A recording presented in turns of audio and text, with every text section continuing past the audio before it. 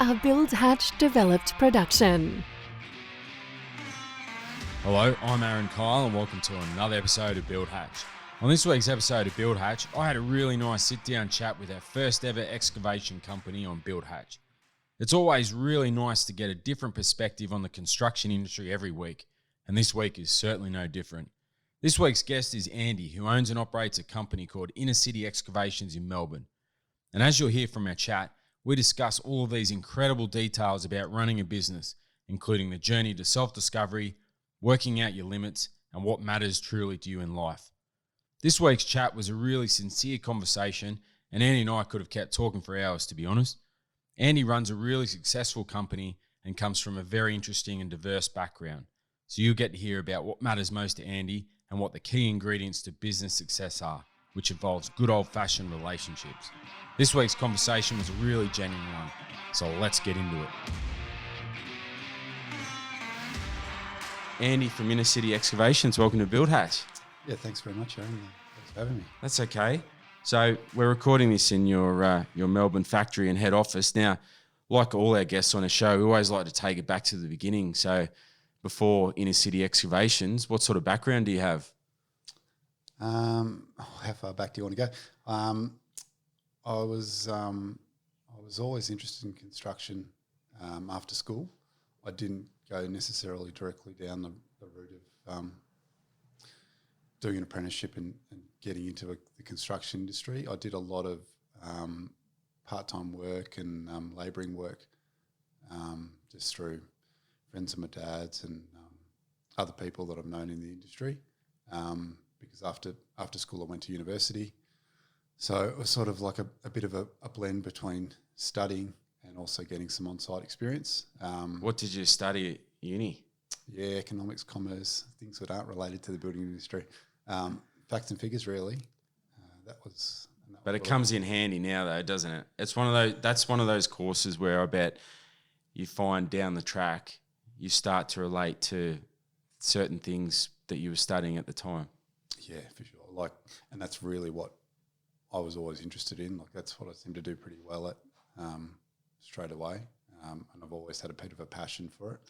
So naturally, I think, and also I had some friends and stuff also at university and stuff. So it was also the friendship relationships were also with that sort of stream of education. But I also I liked working with my hands, and I liked on-site conditions, I suppose. The on-site, just the mateship and the just the day-to-day working on site with other trades and other contractors and builders, and I really enjoyed that. It was good to have a bit of a blend of obviously that, I suppose, the highbrow sort of educational stuff and then a lot of the day-to-day labouring work where you could actually just get in, do your job, and then go home and not have to think about it too much. Yeah, that's definitely one aspect of construction that I think a lot of people relate to, except if you're the builder, of course. But you can kind of, at the end of the day, go home, work stops momentarily, and then kicks off again the next day. Yeah, and on you go. Yeah. So what was your childhood like? Did you always grow up in Melbourne? Yeah, Melbourne born and bred. The eldest of three kids. I got two younger sisters. Grew up in Sandringham, just down on the coast. Good part of the world, Bayside. Yeah, beautiful part of the world. Most of my young life, my vivid memories are to do with sport. I played a lot of cricket, a lot of footy. Tennis was a big passion for me, and a lot of my mates were really keen sportsmen.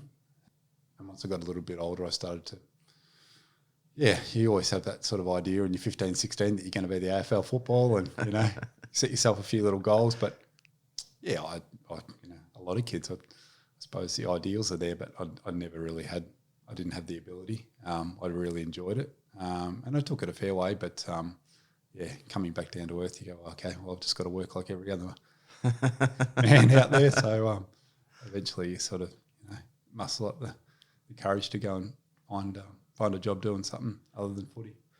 So going into uni, how long did you sort of start studying before you realised I really want to explore this construction, or maybe not construction, but the practical industry as opposed to going into like a white collar job, if I could put it that way?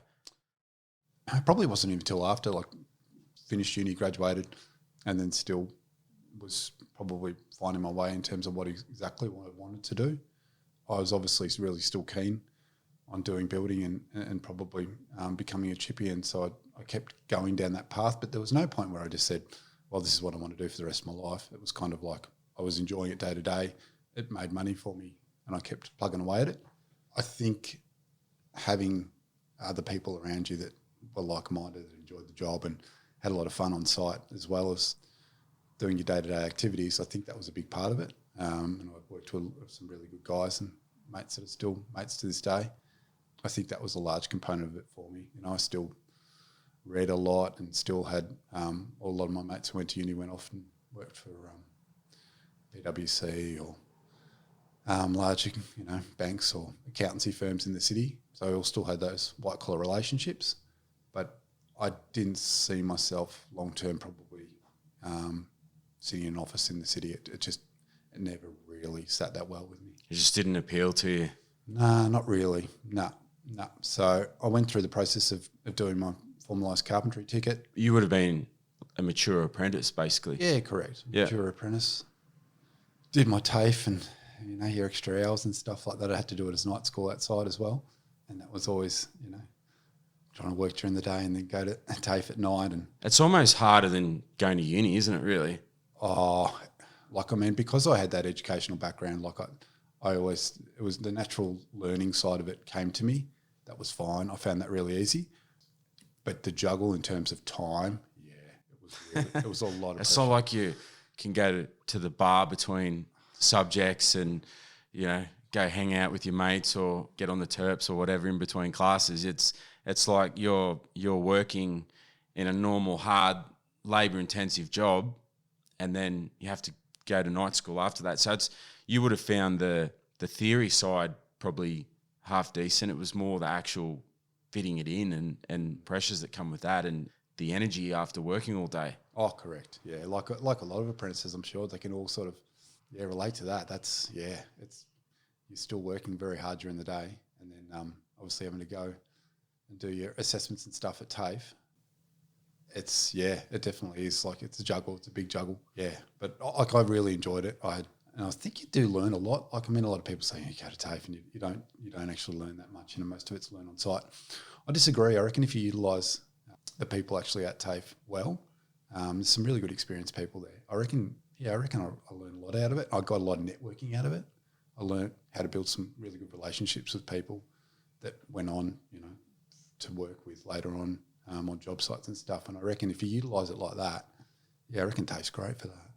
Yeah, I agree. And unlike, say, university, where you may have like a professional academic that teaches the theory, they're qualified, that they've kind of stuck to that tertiary education world. Whereas in TAFE, you have a lot of these people, they're ex-builders or they're ex-chippies or they're ex-plumbers, and they're now teaching the practical aspects. So they've lived and breathed that practical teaching methods. Yeah, they really have. Yeah, yep. And they really liked sharing the knowledge too, because it's, they're older blokes, they've done their time. They love having a tale, plenty of times on the Saturdays where you do your assessments. I was pretty experienced because I'd done a lot of stuff on site, so I used to knock up the assessments pretty quickly and we'd be finished before a lot of the other crew, and I'd one or two other blokes in the group that we'd often go over the road to Matthew Flinders and have a pot and wait for everybody else to catch up. And the assessors would, they'd often duck over in between those assessments, I reckon, come and have one and then go back and check on the rest of the crew. So you build the relationships with them, and I think that was, that really helped later on to be able to. After that, I obviously went and continued working on site, and eventually went through the process of getting my building licence, doing my DBU, and having those relationships with those guys back at TAFE to be able to call upon just for the expertise. Yeah, that was really helpful. So once you got your DBU and sort of finished TAFE, what did you explore after that? So then we worked for a number of years for as carpenters, I suppose, building frames. And so you set up a framing crew yourself? Yeah, well, me and one other guy who normally partnered up. I had a good mate at TAFE that we worked together on a a lot of, I suppose, architectural renovation builds. So we're doing a lot of framing, a lot of fixed work. You do, pretty much everything. The builder would, contracted to take over pretty much the management on site and then run the build. And we did that on a number of, a lot of the normal houses in and around Melbourne, sort of, Armadales and Albert Parks and Camberwells and that sort of stuff.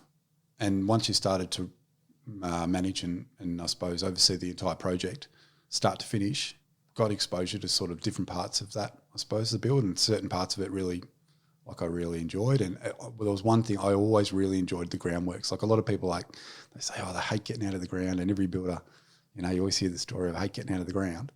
I think, again, it came back to a little bit of my thinking sort of way with building. I like reading engineering. I like the documentation. I liked engineering plans. I liked all that componentry to it. So I often found that the groundworks, particularly in a lot of these inner city Melbourne builds, they became quite complex. Some of these slab designs and some of these groundworks, the expectations from the engineers were very complex, and the engineering documentation, if you just threw it to your average carpenter, they'd just scratch their head and go, I don't even know where to start with this. So I really enjoyed sort of breaking that down and getting my head around it.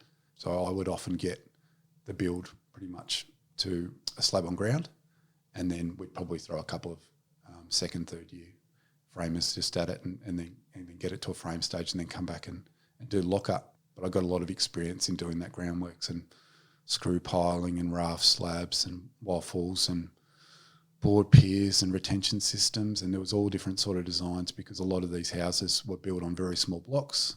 They had, like the expectations of the build compared to the actual size of the land and this type of soil that it was going on.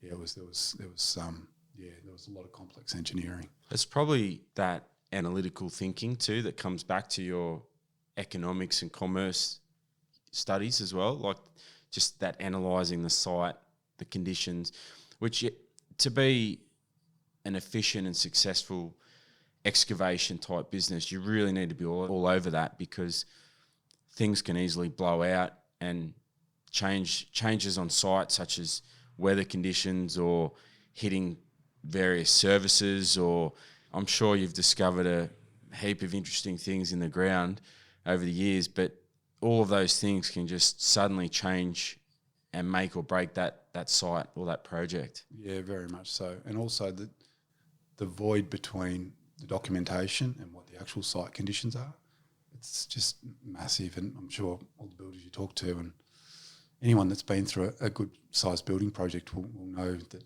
quite often the documentation is not exactly how it is on site. And to be able to work constructively with your architect and with your engineer to have to rejig design or to work with the conditions that you've been given and the design you've been given, it takes a lot of you learn a lot doing that. And I really enjoyed it. I liked the challenge of it, and I found like it was kind of like the one thing that I really framing, I'm sure a lot of people take a lot of enjoyment in it, but after you've built a couple of house frames, there's not that much to them. You can knock them up pretty quickly, and good fix work's enjoyable too, but you don't always get to work indoors. I suppose the more complex side of it quite often is that groundworks component, and I always found that that's what my brain would keep taking me back to. So when did you form Inner City Excavations? So there was a little, you could just see it was very hard to get good concreters and to get someone that was understanding of what the engineering design was to do the earth moving. There was a gap there in the market. You could see it as a builder. You would either get people throwing their hands in the air and saying, "Oh, this is too hard," or you basically need to stand there and didactically tell me what to do, which I thought was just ridiculous. There's no point in me being here, I'm paying you to do it. I could see there was definitely a gap in the market, and it wasn't because people didn't want to do it.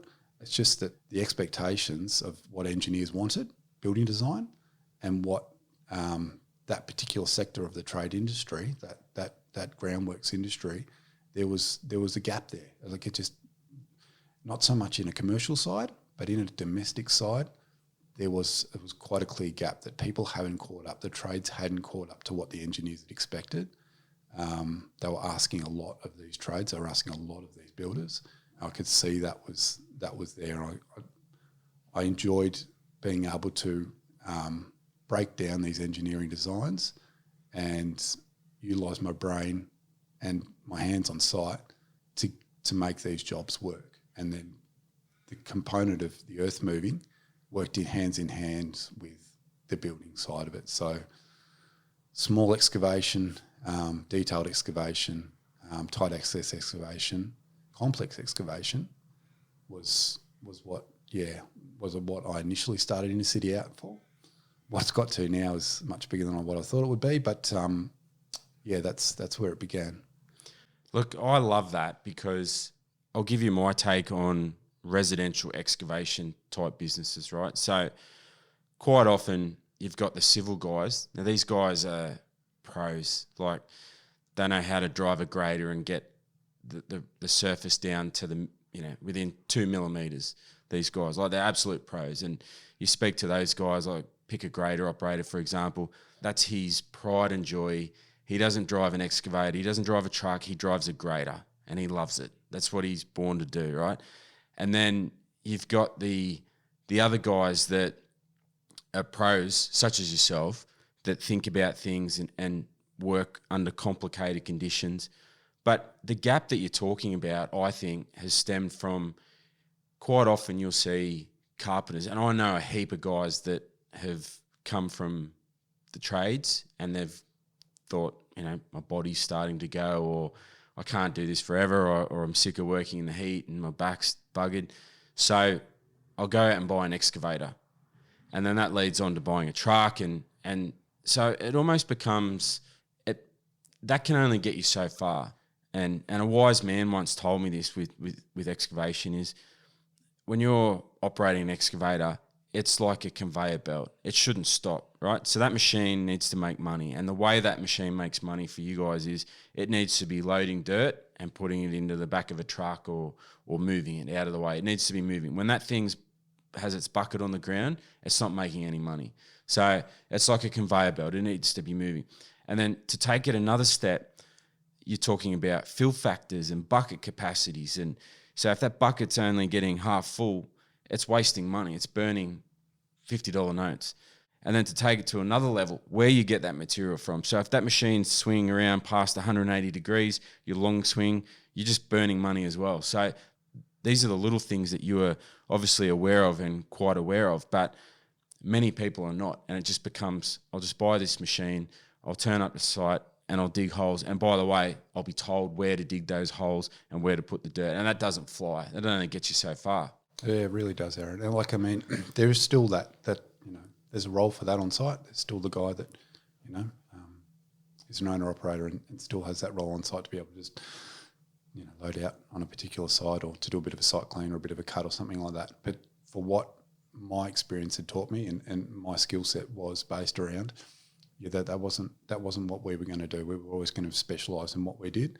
And my connections, my relationships with builders in that architectural field, I knew what they needed because, I was one of them and I needed it myself. So if I needed it, I was sure that a lot of the other builders also needed it. And they opened their arms and said, yes, please take this off me because this is a headache. Get me out of the ground. It is. Yeah. And it's an efficiency sort of thing because you can spend weeks on a site doing very little, achieving very little if you're not organised and you haven't got that experience. Whereas if you are really organised and you really understand what's required on site and what's expected of you by the engineer, by the building surveyor, you can be quite efficient. You can move through the hardest parts of the build, that base stage, very quickly. You can keep your costs down and you can also make it quite an enjoyable experience. You don't get to that slab on ground and go, geez, that was hell. You actually start to go, well, that wasn't quite as bad. I've still got plenty of money left in my pocket. The client's happy because the job's moved along quickly. I haven't got rubbish and spoil and everything all left on site. The neighbours haven't been disturbed or interrupted. I haven't had to redesign this slab 4 times. Things are just a lot smoother. And that just comes with understanding, experience, and that relationship, building that relationship between the contractor and the builder. What was your first purchase in terms of buying like your first excavator? Like, how did you get yourself set up? Well, people that know me will know that I've still got that machine, and it's a very well known machine. It's the pride of the fleet still. It's a small 2-ton excavator. It's done just nearly 5,000 hours now. Never missed a beat. Great little excavator, Japanese manufactured. Open cab? Open cab, all the bells and whistles without actually, anything of, luxury. So I had the auger on it, used the hammer occasionally, had a little quick hitch on it, which made it a lot easier. But the key was that machine got onto sites that were tight access, but it was bigger than your little 1.5s, 1.7s, so it could dig a lot faster, had a larger bucket capacity, it could drill deeper, it was a lot more stable. So I knew what I needed for that first machine. Did I realise that SK20 would be such a good machine? Probably not. It's a superb machine. It still is to this day. I still remember the name of my first excavation contractor that I used for a site, and this site was a tight site like we were just talking about, and there was boundary walls built on the boundary. So the only way to get out the back of this property was through the garage, like through the double garage, and then you had to have an external or internal access door to go outside. And we were putting in a little pool out the back, a little plungy, and we couldn't build this thing because we're only putting in it was a couple of meters wide. Anyway, first thing I did was I was looking up excavation businesses that specialises in tight areas, and small sites. And I'll never forget it. This guy's business was called the Tight Spot Specialist. So everything that nobody else wants to do. Basically. That's right. Yeah, he had, and he played on the words obviously, but he had a small machine, and that's what he specialised in. So we worked out we had to have a door, that was the excavator. I rang him up. I said, look, how wide? I think it was 910 mil wide or something, and we made it. We just had 15, 20 mil clearance on either side. But as you said, and as you do, that's the analytical thinking that comes into play with thinking outside the box. You're not just digging holes in the ground. Yeah, it really is. Yeah. And it's making sure that, you're making the builder's life as easy as possible, because he's on a time, he's on a budget, and these are all constraints which trades need to understand. And I think just becoming a lot more professional as a trade, a lot more people as tradespeople are now seeing it, not just as the guys buying his Winnie Blues in the morning and grabbing a coffee and then doing a few hours work and buzzing off. By professionalising the trade industry, you're giving yourself a lot more respect, and you're creating a relationship between the builder and the trade, which is a really positive one. And I think that was the other component that I really wanted to emphasise. In your line of work, it can be very difficult to price things that are fixed price, and costs can easily blow out. I mean, any builder or anyone that's done anything to do with building knows that if there's one trade that can blow out in construction, the first cab off the rank is site costs and excavation costs. So you can get one site can just vastly differ from another one. The material can swell 3 times, sometimes even more. So, if you're excavating a site and there's 20 square meters, that can easily just triple and multiply. So it can be hard, can't it? Oh yeah, most definitely. I think that's something a lot of people, again, like if you refer back to the sort of the person who's just running an owner-operator truck and a digger, most of them are just working on hourly hire. You'll find that a lot of the industry is still stuck in that old school way of thinking. You're a builder, you understand. How many builders can work on hourly hire for clients? Cost plus contracts. How many of those actually still exist? It's not that often. Correct. So you need to be better than that. And because I understood the industry as a builder, I understood how to read plans, and I was pretty good with numbers. I felt confident in quoting a lot of jobs that other people wouldn't quote. They would just say, this is an hourly hire and it's going to cost X. Whereas I was confident that I could quote the job. The builder could go in on a tender price, and they would know what they're up for. Did I make money out of all those jobs? No way. Did I lose money? Of course I did. Yeah, plenty of times early on. But that's business, all right? So you can't expect to make $1 million off your first job, your third job, or even your 100th job. That's not how the industry works. What the most important thing for people is in the industry is that from each mistake you're learning, and that the relationship from that particular job or from that particular occasion is strengthened or better or learned from. And that's what my business is based upon. It's based on relationships. It's not based on doing it for the cheapest price or, having the flashiest gear or being the fastest. It's relationship based, because at the end of the day, as we all know, when the client walks onto site and they want to make sure that their job's running well and their house is built to the expectation, they want the builder's full attention. They want him not to be frazzled about a relationship with a trade or being delayed by such and such, or materials just being left on site. They want that builder to have a really positive relationship with those trades on site, so that he can confidently walk on there with the client and say, look at this is what's happening, this is where we're at. If you can assist in that, then you're doing your job well. Yeah, look, I really like that, because we have to remember you're so involved in the jigsaw puzzle. So if you're one of the first guys on the ground.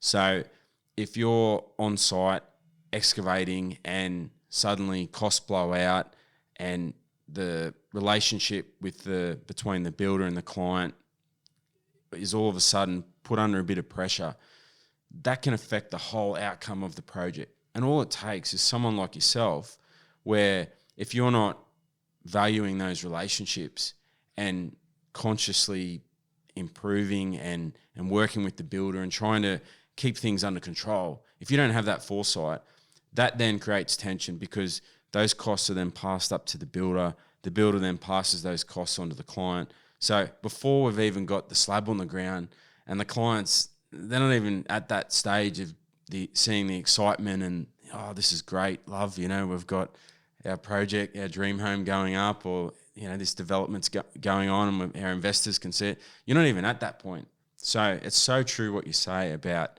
valuing those relationships early on. Yeah, it is. It really is. And it's a reflection of, I suppose, you as a person, is how you roll up onto site, how you present yourself. The first conversation you have with either it is the builder or quite often a site contact, whether it's a site manager or sometimes another group of trades on site, that contact or that relationship and that way you approach that person on that particular morning, that you're well dressed, that the machine's nice and clean, that you haven't got an alarm going off, that you're making, you're not making a racket out in the street, or you're making sure that everything you possibly can to make that site as clean and neat and tidy as possible is. If you can do that, then you're making life easier for the builder. And by doing that, they'll respect you a lot more, and then the client will respect you. So I think people are slowly working that out. A lot of trades are still caught in that old mindset, as there's a bit of a generational shift, and a lot of the older baby boomers, I suppose, are starting to retire and move on, and new generations of trades are coming through.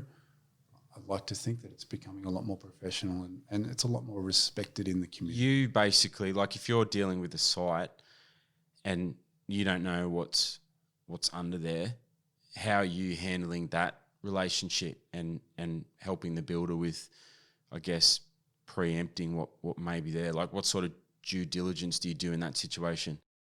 I'll just pull an example. We did a basement probably about 18 months ago in Caulfield. A lot of Caulfield prior to it being subdivided was farmland. It's known for a lot of oil tanks and diesel tanks and old fuel cells actually underneath the ground. On this particular job, there was one, and it was nearly at the driveway stage, so it was pretty much at the top end of the basement. Most of the basement hole had been dug. Most of the material had been carted out, and there was an old diesel tank buried under the ground that we weren't to know. The builder wasn't to know. The client wasn't to know. There was still a little bit of oil left in it, but not a lot. It hadn't leached down to the soil. So I, again, used my contacts and my relationships with some particular people in the geotech industry, came and did the soil testing, made sure that there was no leaching into the ground. That put the client's mind at ease.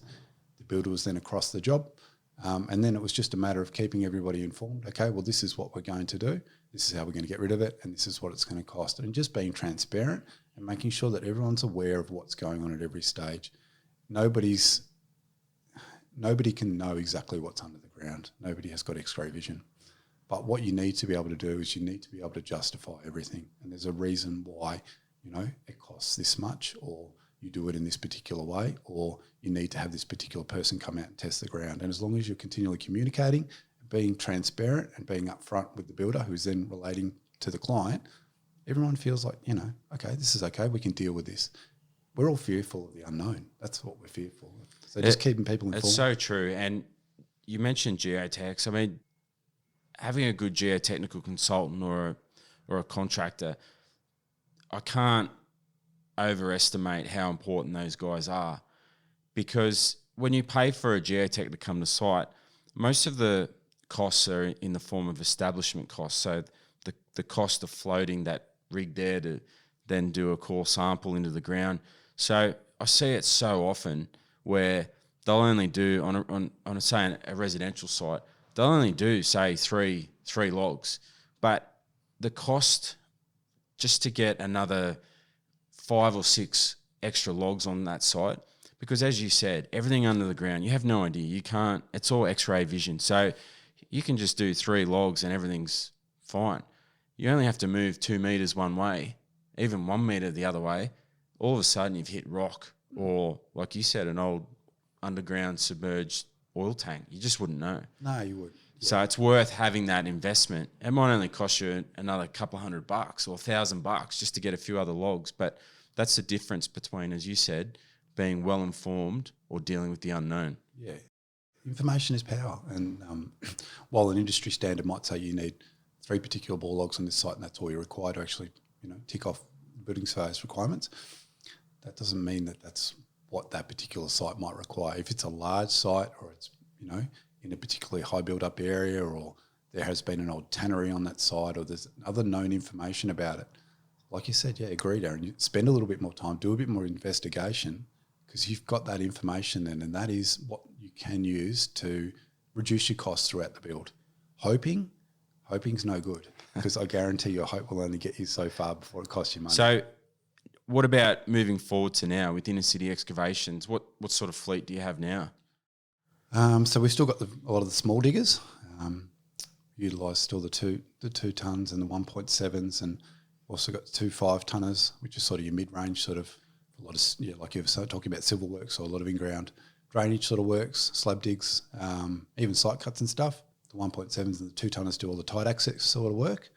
We've got augers and stuff on them to do drilling and stump holes and those sort of things. So a lot of small sites, like a lot of residential builds, that's all they require is just a small machine. Just might do a clean up, do a bit of a slab dig, maybe a few stump holes, boundary trap sewering, and that's probably all you need. Whereas some of the other bigger sites, you might need something a bit bigger, use a 5-tonner or something like that for it. And then once you go on from that, then if you're doing bulk excavation or large site cuts, then we've got a 13-tonne excavator, which we use for those sort of things, which it's got a tilt hitch on it, got shaker buckets, and use the auger and that sort of thing on it. So that's a bit more capacity for, well, a lot of houses these days, a lot of these architectural builds in and around Melbourne, because the land is so valuable and there's building restrictions on heights. The only way they can actually increase that footprint, that building footprint, is by going underground, and they're doing a lot of basements and stuff. So for those sort of builds, we often use the 13-tonne excavator because it's nice and compact. You can dig a lot of soil and move a lot of soil quickly without having a large capacity or a large footprint on that particular building site, and that's really helpful for that. What's the most challenging site you've ever worked at? A particular site doesn't come to mind. There's probably 3 or 4, like maybe more. I could probably almost name 30, Aaron. Like, we've done some very challenging sites.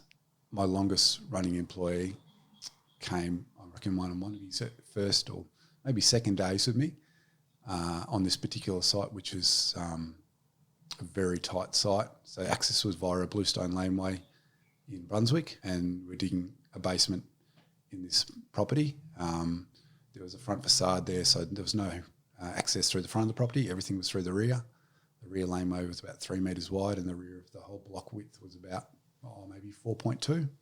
I had to get the big machine in the backyard and dig a basement and load trucks neighbouring houses either side. And all the obstacles involved in it. That one still, because Jake, my longest running employee, that was one of his first experiences. That one always sits in my mind because to me, while it was challenging, but it didn't ruffle my feathers at all. Like, it was just what I did. But he was looking at like you can't be doing this. How do you actually do this? And I suppose after, thinking about it for a while, I'm like, yeah, okay. So it's like anything, I suppose. If you're experienced and you've done something a lot of times, and I'm sure if you've got a high-level sports person and that you broke down the actual activities that they do, the layman would look at them and go, I don't even know how you can do that. But for them, because they've done it over time and time and time and time again, it's actually it's not a big deal. It's like you said, I mean, two sports come to mind. You mentioned one, which is tennis, and then secondly, golf. Those two sports, in my mind, are those sports that it's time and practice, and either of those things combined, eventually, it looks easy, but it's not. Yeah, it's a bit of its habit, and it's just a comfort zone. You just get into a comfort zone. Well, I'm comfortable working in this, in this space, in this area. I know my limitations. I know what I can do and what I can't do. Yeah, but again, in saying that, and I often say this to the boys because I think it's a very important thing. What you're doing on site is critical, and you always have to concentrate and be aware of your surroundings because accidents do happen. People do get hurt. Damage can occur. You're never infallible. Doesn't matter how many jobs you've done, how many holes you've dug, how much experience you've had in an excavator. Never think that, that it won't happen to you. It can happen to any of us at any particular point in time. And a lot of the time it's out of our control. And loading machines on and off trucks, loading machines in and out of sites, mobilising equipment is by far the most dangerous thing we do. Because you feel like you're on site and you can control the conditions and they're generally quite controllable on site, you get a little bit comfortable and you get, some people get a bit blasé. And if you take that feeling and then you relate that to loading a machine onto a truck or mobilising that machine, you can be drop your guard a bit. And you should never ever drop your guard loading machines or mobilising machines because that's something you can't control. That's something which is always, you need to be very aware of your surroundings and you need to always be very slow and methodical. Yeah, and it's like anything. I mean, dealing with big equipment and you're dealing with mechanics and hydraulics and forces. So any type of injury that comes out of that, you're talking about crush injuries and, worst case, amputation and things like that. So you obviously have that in the front of your mind with your business and your troops on the ground, which is great. Has there been anything on site that you've found that's been quite interesting and, quite intriguing? Like, is there anything, what's the most interesting thing that you've found digging things out of the ground? We've done a few different jobs where we came across an old a dog that had been wrapped up in a blanket. Obviously, it was a family dog and had been buried a fair way down on we're doing a big site cut in Hawthorne on the Yarra, a multi-million-dollar property. The place had been, the house had been demolished a while back. The block had sat and run for goodness knows how many years and was all overgrown. So we were in charge to sort of clean it up and get it to a bit of a working stage. So cut it back to a few heights. And we found, there was a bit of a smell, like in the cabin. We were in a big size excavator, so you got the air conditioning running, so you don't get it initially, but it slowly filters through to the cabin. And sure enough, you had the shaker bucket on and you're working through a bit of the different materials and you like, what's that? And sure enough, there was an old blanket and put the machine down on the ground for a second and go out and have a bit of a look and that smells a bit off and a couple of bones and a few more bones and that was disgusting. We had to wash the machine that night. I found a whole buried car once. We were doing a lap pool in Deep Dean. So this site was also having a basement dug and there was time constraints on it because the pool had to be in and sprayed before we could actually get into the other part of the structure. And a 25-metre lap pool in Deep Dean, anyone knows Deep Dean, the ground can be, in summer it's quite hard. It's not the quickest ground to dig. I put myself under a little bit of pressure and made sure that I was trying to dig a 25-metre lap pool in a day, which I was flying through. I was halfway through and bit of metal, scrape a little bit more metal, top of a roof. that seems to be like a little bit more metal on it. And I found a car buried, and that was right in the middle of the pool. So that slowed us up that day. And Yeah, I bet. yeah, that seemed to take a little bit longer. The pool didn't get done in the day like I thought I'd be able to do it. But I've dug up some all sorts of nothing of particular value. I haven't been able to retire any gold coins or anything.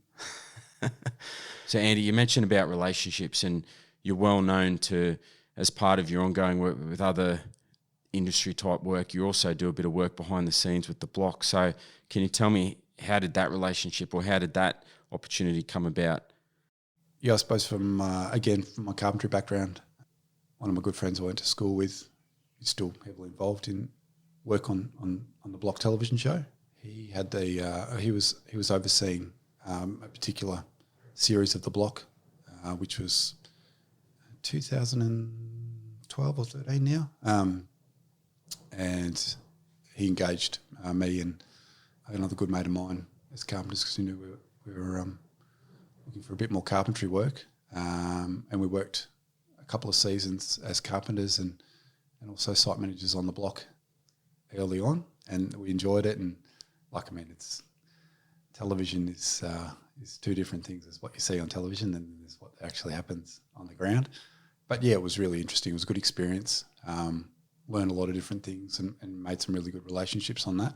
And I think, again, that's carried through. So I've also now continued that relationship with that builder and that contractor, and Inner City undergoes all the earthworks for Channel 9 and 9/6 on the television show The Block. And again, I think that just comes back to that ongoing relationships, fostering those relationships and knowing what that networking can provide you with. Like it's an assurity for you in terms of your work going forward, but also in terms of just your relationships and your friendships with people. Yeah, look, I couldn't agree more. And I talk about this almost every single week, but it comes back down to, you can have all these systems in place, the social media and everything else, but it's not just all of those things. It still, at the end of the day, comes down to those one-on-one relationships and the trust. And you mentioned this earlier, where you might not make any money on that third job, you might not make any money on your 100th job. It's a roller coaster ride. There's ups and downs and swings and roundabouts, but the difference between that third job, even if you take a bit of a hit on that third job, providing you can afford it, and we're not dealing with substantial amounts of money, but if you can take a hit on that third job, the benefit or just the fruits of that relationship moving forward, they far outweigh that. You'll make way more money on other work than that third job. Oh, for sure. So, you're 100% right in what you say about that. All right, Andy. So when you're not working on Inner City Excavations, what do you like to do outside of work? Pretty simple sort of guy. I still enjoy my sports. I'm a mad Geelong supporter, so I always followed the Cats. So occasionally get down to Geelong and watch a game, or go into the city and watch the MCG. Outside of that, I'm a passionate cyclist, like riding mountain bikes and also road bikes.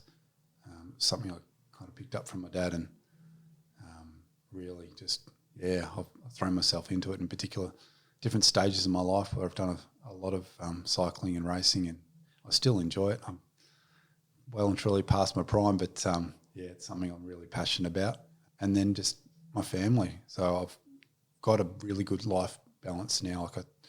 Early on, setting up businesses, and I suppose those real, working years of your life earlier on in your late 20s, early 30s, you'd make some sacrifices, and that's also, I would, on reflection, I like to think that I've been able to balance that out now. But early on, I definitely wasn't able to give my friends, my family, even myself, that time which I'm now able to give, because I was just so involved in my work, and the expectations of my work was so all-consuming that now that I've, I suppose got over the hump a little bit in terms of establishing a business, working through formalising management and good employees, that I'm able to enjoy that bit of time with my family and not be quite as involved in business every single day. just spend some more time with the kids, go away on a holiday, sit down and have a meal without having the phone ring a million times. So how do you do that? Because there's a lot of people that write in all the time or send me messages, and they love it when I ask these questions because it comes from a special place, and we've all lived and breathed that, and those pressures that you talk about and those sacrifices, and to some extent lots of people are still making those sacrifices. So what was that key milestone or that step that you took that worked? I suppose a lot of other blokes will be able to relate to this as well. Like, I had to push it to the limit before I actually found the balance. And, I tried to share a lot of this sort of stuff with guys in the industry and my good mates as well sometimes now, because I really did push it to the limit. Without the support, complete and, undivided support from my family and my mates, there's no way that I would have been able to get to the point that I've been able to get to now and get that life balance, because I really did not give the time of day that I needed to my family and my friends for, a large portion of my working life. And I had to push it to the limit, and I had to find that limit and probably break that limit. So I didn't have a particular formula. There's no magic tool. No, Aaron, I 100%. And people that know me will know this. I really did push it to the limit. It's that period of time that where 10 years just goes like that, isn't it? Yeah, it really does. And you kind of like, there's no one moment where you go, oh, well, I'm just not going to worry about calling that particular person back, or I'm not going to make sure that I'm home for dinner every night. You don't make a conscious decision. It's just day after day. It's accumulative, and you become ingrained in some habits and stuff, and work just becomes all consuming. And while there is a value in that, and you're providing for your family, and you are building a successful business, you always must remain connected or grounded in what you're doing it for. Like, what's the purpose of all this? Like, you're going to take all this money to the grave with you, or what's the point? Like, and I did, I had to push it to the limit. And my wife has just been so level-headed, so grounded, and has been my voice of reason always. She was able to sort of, work through it, and just we were able to make a bit of a few life changes and work out a much better balance between family life and work life. And that's that support from your family and your friends that you call upon, that you rely upon. And then you can sort of stand back a little bit, do a bit of self-assessment, and say, well, okay, this is, do you really want to go all the way down this path? And once you do that and you reflect on it, and then obviously you put things in place in terms of your business, in terms of delegating responsibility, formalising some management, just making processes much clearer, then you realise that, well, although I mightn't be turning over $6 million this year, I might only be turning over $5 million, the quality of my life and the quality of my family's life, that's worth a lot more than $1 million a year. You have to make that conscious decision. It really does. And the only person that can make that is yourself. Like, you can have everyone around you can be telling you that, but you're the person that has to make that decision. Yeah, you actually have to live and breathe that experience. And like you said, push yourself to those limits, to find your limits yourself, because no one's going to be saying, hey, you need to do this, you're not doing this. It comes down to you, and you can only get so far on that. And like you said, you suddenly start to realise what are the more important things in life. And also, to be fair, and coming from a fellow husband and a father as well, it also comes down to you hopefully get to that point that you go through that transition phase, and suddenly you can start to see the light. And so you can look back on it and say, well, look, I made these sacrifices. I couldn't have made these sacrifices without you. We've made them together. We're almost there. And, we can finally start to not relax a little bit, but be smarter with time management. As you said, it could be as simple as leaving the phone or off the dinner table, or turning it off when you walk in the door, just to get those couple of hours of good old quality time. Oh, yeah, for sure, Aaron. And in hindsight, you go, well, why didn't I do this earlier? Like, now you're at this point in your life, you go, well, what stopped me from doing this? But wisdom. Yeah, that's right. It's all hindsight, isn't it? It's wisdom.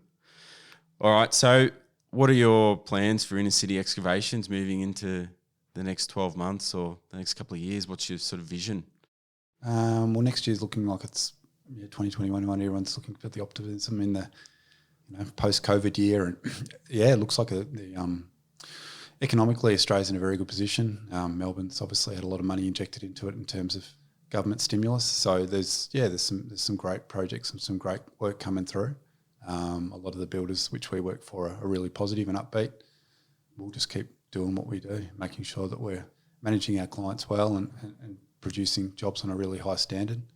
I don't have any aspirations to be the biggest excavation company in the world or to take over any large establishments. I'm not interested in that. My balance, again, it comes back to making sure that my staff and my employees, which I consider to be the most valuable part of Inner City, are content and are happy and are producing the results day to day.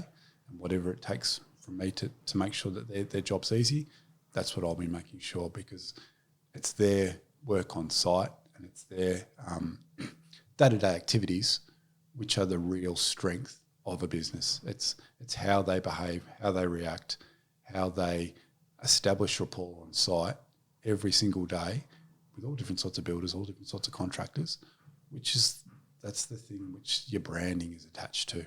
You can put all the signs up in the world, you can put radio advertisements in, you can, do a lot of social media and all these sort of things, but the core of a business will always be its employees and your staff. Yeah, look, I couldn't agree more. And I in the short space of getting to know you, I like how personable you are, and I just love it comes down to passion and your people and the relationships, like you said, and that's generally the theme of the podcast. And it's been really nice to get to know you, and I've really enjoyed hearing your story, and I think a lot of people will relate to this extremely well, and also being our first excavation business on the show has been really nice and good to get some good insight as well. So thanks, Andy. Thanks for coming on to Build Hatch. Yeah, thanks very much, Aaron. Well, that was another Build Hatch episode with Andy from Inner City Excavations in Melbourne. What a great, humble person Andy is. And as you could tell, he simply applies good old-fashioned principles to business, and it's not rocket science. It simply comes back to what you value the most and doing the right thing by people. As I said last week, at the time of recording this, it's not too far away from a crazy end of 2020. This year has been both a challenging year and an amazing year. And like I said, although challenging, the construction industry has soldiered on. And as a way of me giving back to all of my supporters, that is all of you guys, the listeners, next week's guest is a really exciting one to wrap out 2020. And because I've had such a great year, I'm going to be announcing a giveaway. So stay tuned for some exciting announcements on our socials next week. As usual, please check out our Instagram page where you'll be able to learn more about our guests and the features of the work that we talk about. Have a great week, and you'll hear me again on the airwaves next week. Thanks for listening to another episode of Build Hatch. You have experienced a Build Hatch developed production.